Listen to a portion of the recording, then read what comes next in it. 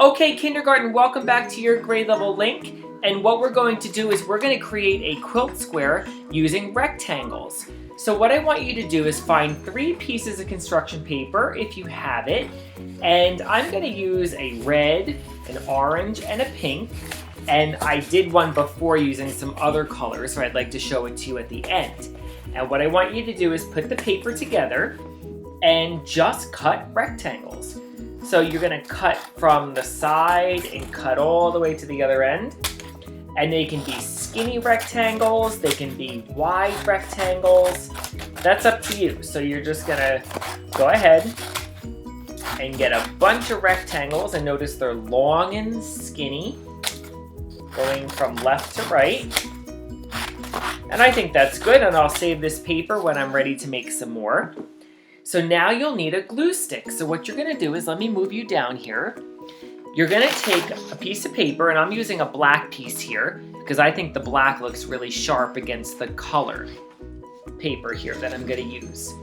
And what I wanna do is use my glue stick, and I'm using a purple glue stick so that way it'll dry clear, but that way you can see it on the camera, is I'm gonna put just some glue on the back, and I'm going to start gluing the construction paper randomly. Randomly means when there's no pattern, all over, and some are going to crisscross and overlap. Overlap is when something goes on top of something. And be fun and be creative and just see what kind of interesting design you can come up with and you can create. So you can see that's pretty cool. And I'm gonna keep moving here and glue a couple more so I can then show you the next step. I think I'll leave that one just floating like that. That looks kind of cool. Let's see, I like this wide red one, and I'm gonna glue it here. And I might glue this one here. And the more rectangles you put, the more interesting your design. But you don't want to cover up the black. You want to have some negative space. Negative space is the space that is around an object. So if you look here, what I did, the positive shapes are the colored rectangles, and the negative shapes are the black shapes. So now what I'm going to do is I'm just going to trim all these pieces that are hanging off. So to do that, I just turn it onto the back and use my scissors and just carefully cut off all the pieces that are hanging. That way, my design fits perfectly onto my surface here. See how I did that? I cut it off, so now it fits. Now, I want to create, let me just move all this stuff off here. I'm going to create 4 rectangles using this piece that I designed. So I need another piece of paper, which is going to be my backing paper. That's the paper that I'm going to glue my 4 rectangles to. So I'm going to take my paper, and I'm just gonna fold it in half, and you'll see a line on the back. Do you see that line right there? So I'm gonna cut that line. Oops. And then I now have 2 halves. I'm gonna put these together to save some time, fold it again, and cut on the line.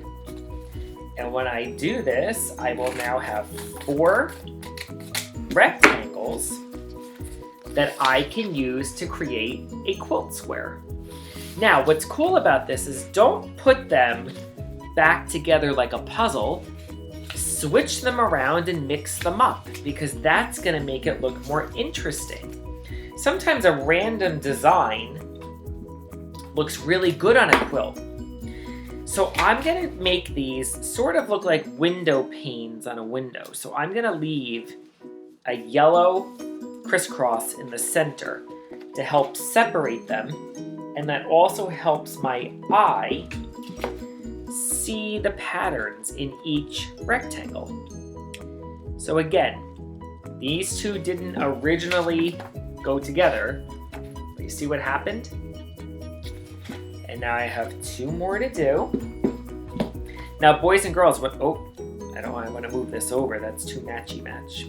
I want it to look random. Now, when I did this, I was thinking about the color wheel, and I used warm colors for my project. Warm colors are colors that remind me of the sun or fire. And you can see I used reds and pinks and yellows. Isn't that great? Look how cool that is. So within a matter of minutes, you can create a really cool abstract quilt square that if you did this over and over again and kept gluing your blocks together, you would make a gigantic rectangular design that someone might use as an inspiration for a quilt. Now here's one that I did using cool colors. Cool colors are colors that remind us of the earth or water, and those are greens, blues, and purples. So do you see how I use the black in the background? And I picked out colors that blended together nicely. Now you might try to pick colors that don't blend nicely together, and that would give you a totally different design. But you can see by just cutting up rectangles and creating a random design and gluing them down onto a surface and then dissecting them into 4 rectangles, you can make a really cool quilt square. So give it a try. If you master the project, I'd certainly love to see it. You can email me at pricet@pearlriver.org. And if you master your quilt block and you would like to try another, you can certainly click on another grade level to see what they're doing as well. I hope you have a great week, boys and girls. Keep on creating, keep on thinking out of the box, and I'll see you next week. Have a great week. See you soon.